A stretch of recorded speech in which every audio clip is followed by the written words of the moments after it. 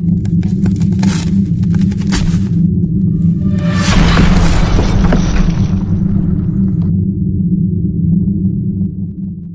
दोस्तों, स्वागत है एक बार फिर आपका एसबीसी न्यूज चैनल पर। आज 4 फरवरी और जुमरात का दिन है। देश और दुनिया की फटाफट बड़ी खबरों में आपका स्वागत है। तो चलिए खबरों को विस्तार से जानते हैं। इसी के साथ पहली बड़ी खबर की बात करें तो पहली बड़ी खबर इंडिया और पाकिस्तान के बॉर्डर को लेकर है, जहां एलओसी पर पाकिस्तान ने फिर किया सीज फायर वायलेशन। फायरिंग में भारत का एक जवान शहीद। जम्मू कश्मीर के राजौरी जिले के पास एलओसी पर पाकिस्तान की ओर से किए गए संघर्ष विराम उल्लंघन में भारतीय सेना का एक जवान शहीद हो गया। रक्षा सूत्रों ने बताया है कि पाकिस्तान ने बुधवार को राजौरी जिले के सुंदरबनी सेक्टर में एलओसी पर बिना किसी उकसावे के ही मोर्टार से गोलीबारी शुरू कर दी। सूत्रों ने कहा, इस गोलीबारी में भारतीय सेना के जवान सिपाही लक्ष्मण गंभीर रूप से घायल हो गए और बाद में उनकी मौत हो गई। सिपाही लक्ष्मण जोधपुर के रहने वाले थे। रक्षा प्रवक्ता के मुताबिक एलओसी पर संघर्ष विराम का उल्लंघन कर पड़ोसी देश द्वारा की जा रही लगातार गोलीबारी में इस साल अब तक 4 जवान शहीद हो चुके हैं। इसी के साथ में बात करें अगली बड़ी खबर की तो आरकेएस भदौरिया बोले, चीन के साथ चल रही बातचीत नई स्थिति पैदा हुई तो हम पूरी तरह तैयार। Air chief marshal Rakesh Kumar Singh Bhadauria ने गुरुवार को भारत और चीन के बीच चल रहे मतभेदों और सेना की तैयारी पर बयान दिया।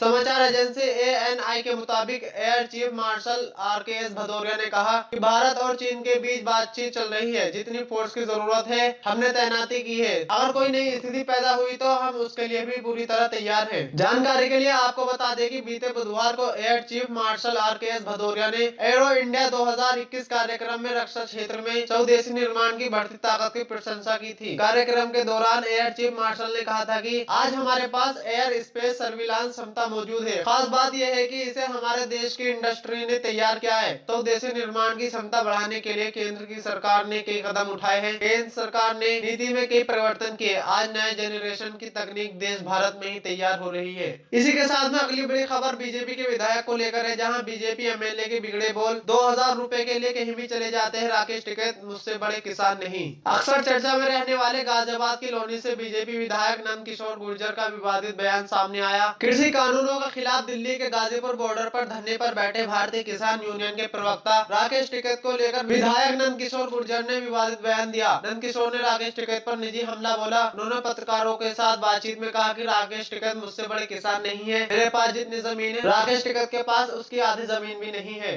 नंद किशोर गुर्जर ने कहा, मैं टिकैत के परिवार का सम्मान करता हूं, लेकिन लोग राकेश टिकैत के बारे में कहते हैं कि वे 2000 रुपए के लिए कहीं भी जाएगा। ये बहुत दुर्भाग्यपूर्ण है, उसे ऐसा नहीं करना चाहिए। इसी के साथ में बात करें अगली बड़ी खबर की तो किसान आंदोलन के बीच बड़ा फैसला। केजरीवाल सरकार ने दिल्ली पुलिस से वापस मांगी डीटीसी बसें। कृषि कानूनों के खिलाफ दिल्ली की सीमाओं पर चल रहे किसान आंदोलन के बीच केजरीवाल सरकार ने दिल्ली पुलिस से डीटीसी बसों को लौटाने को कहा है। दिल्ली परिवहन विभाग ने डीटीसी को निर्देश देकर दिल्ली पुलिस को प्रदान की गई 576 बसों को वापस करने को कहा। दरअसल डीटीसी की ये बसें सुरक्षा एजेंसियों द्वारा किसान प्रदर्शन के दौरान आवाजाही के लिए इस्तेमाल की जा रही है। परिवहन विभाग के अधिकारियों ने कहा कि शहर के विभिन्न हिस्सों में तैनाती के लिए पुलिस और अर्धसैनिक बल के कर्मचारियों की आवाजाही के लिए 2 फ्लोर डीटीसी बसों का बड़े पैमाने पर इस्तेमाल किया जाता है। बता दें कि दिल्ली सरकार द्वारा लिए जा रहे इस फैसले के पीछे कई कारण है। इसमें दिल्ली पुलिस को लगातार मिल रही शिकायतों के साथ ही 26 जनवरी यानी जिस दिन हिंसा की गई थी उसमें कई बसें क्षतिग्रस्त हो चुकी है। साथ ही डीटीसी की बसों को पुलिस द्वारा एक बैरिकेडिंग की तरह इस्तेमाल किया जा रहा है। इस कारण भी दिल्ली सरकार द्वारा दिल्ली पुलिस से डीटीसी की बसों को जल्द वापस मांगा गया है। अगली बड़ी अपडेट भी किसान आंदोलन को लेकर है, जहां ट्रैक्टर रैली हिंसा स्टंट के दौरान मरने वाले नवरीत के घर आज जुटेंगे दिग्गज नेता। गणतंत्र दिवस पर दिल्ली में ट्रैक्टर परेड के दौरान बिलासपुर क्षेत्र के एक किसान की हुई मौत पर शोक जताने कई सियासी दिग्गज गुरुवार को रामपुर आएंगे। उनके आगमन की सूचना से पुलिस प्रशासन अलर्ट हो गया। फिलहाल नेता प्रतिपक्ष राम गोविंद चौधरी और रालोद के राष्ट्रीय उपाध्यक्ष जयंत चौधरी का कार्यक्रम आ चुका है। नेता प्रतिपक्ष राम गोविंद चौधरी बुधवार की देर रात रामपुर पहुंच चुके थे। वे रात में लोक निर्माण विभाग के निरीक्षण भवन में विश्राम कर रहे थे। प्रियंका गांधी का कार्यक्रम भी प्रस्तावित है। वे सीधे मृतक किसान के घर पहुंचेगी। इसकी पुष्टि सिटी मजिस्ट्रेट ने की है। हालांकि पुलिस प्रशासन को उनका कार्यक्रम नहीं मिला है, लेकिन प्रशासन के पास भी आगमन को लेकर सूचना है। पूर्व सांसद एवं रालोद के उपाध्यक्ष जयंत चौधरी भी आ रहे हैं। वही इसी के साथ में नेता विरोधी दल राम गोविंद चौधरी गुरुवार यानी जुमरात शुक्रवार की सुबह 10:30 बजे सांसद आजम खान के घर जाएंगे, जहां उनकी पत्नी शहर विधायक डॉक्टर तंजीम फातिमा से मिलेंगे। इसके बाद वह बिलासपुर किसान के घर पहुंचेंगे।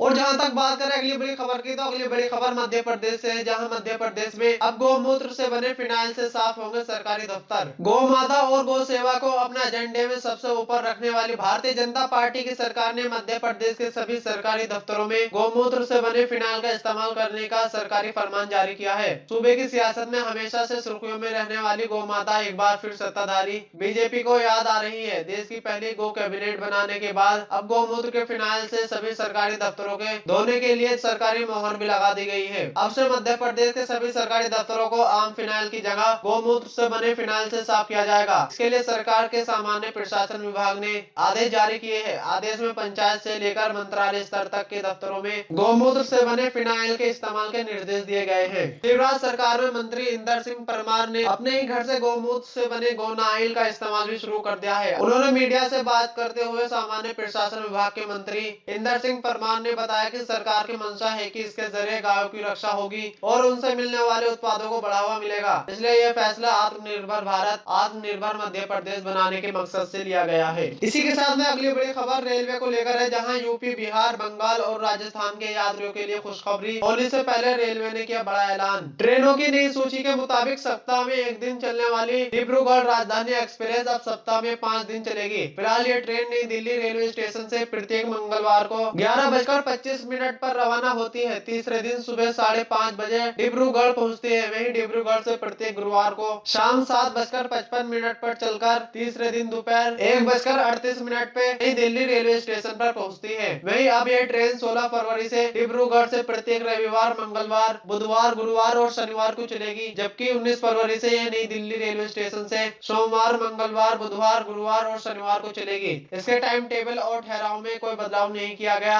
इस ट्रेन के चलने से उत्तर प्रदेश, बिहार, पश्चिम बंगाल और असम के यात्रियों को लाभ मिलेगा। अगली बड़ी खबर प्रियंका गांधी को लेकर है, जहां यूपी में किसान के घर जा रही प्रियंका गांधी के काफिले की 4 गाड़ियों में टक्कर। कांग्रेस महासचिव प्रियंका गांधी के काफिले की 4 गाड़ियां आपस में भिड़ गई। यह हादसा हापुड़ के ब्रज घाट में गंगा पुल के निकट हुआ। उत्तर प्रदेश के रामपुर में एक किसान परिवार से मिलने जा रही प्रियंका गांधी के काफिले की गाड़ियों में टक्कर से कुछ वाहन क्षतिग्रस्त हो गए। हालांकि गनीमत यह रही कि इस हादसे में कोई घायल नहीं हुआ। प्रियंका गांधी आज उत्तर प्रदेश के रामपुर दौरे के लिए आज सुबह दिल्ली से रवाना हुई। प्रियंका गांधी के साथ कांग्रेस यूपी प्रदेश अध्यक्ष अजय कुमार लल्लू भी है। प्रियंका गांधी रामपुर के किसान नवरीत सिंह के परिजनों से मिलने जा रही है। गणतंत्र दिवस के मौके पर दिल्ली में ट्रैक्टर परेड के दौरान नवरीत सिंह की मौत हो गई थी। नवरीत के परिजनों से मिलने रामपुर जाते वक्त प्रियंका गांधी के काफिले की कुछ गाड़ियां हापुड़ के पास भिड़ गई। जानकारी के मुताबिक प्रियंका गांधी का काफिला जैसे ही ब्रज घाट में गंगा पुल के निकट पहुंचा, काफिले की 4 गाड़ियां भिड़ गई, जिसमें प्रियंका गांधी की कार समेत कई गाड़ियां मामूली रूप से क्षतिग्रस्त हो गई। घने कोहरे और धुंध को इस हादसे का कारण बताया जा रहा है। इसी के साथ में खबरों का सिलसिला बस यहीं तक। अगर आप हमारे चैनल पर नए हैं तो प्लीज सब्सक्राइब करें और बेल आइकन दबाकर नोटिफिकेशन ऑन कर ले। अगर आपको ये वीडियो पसंद आए हो तो प्लीज लाइक करें और शेयर करना न भूलें। आपका हमारे चैनल पर अंत तक बने रहने के लिए शुक्रिया।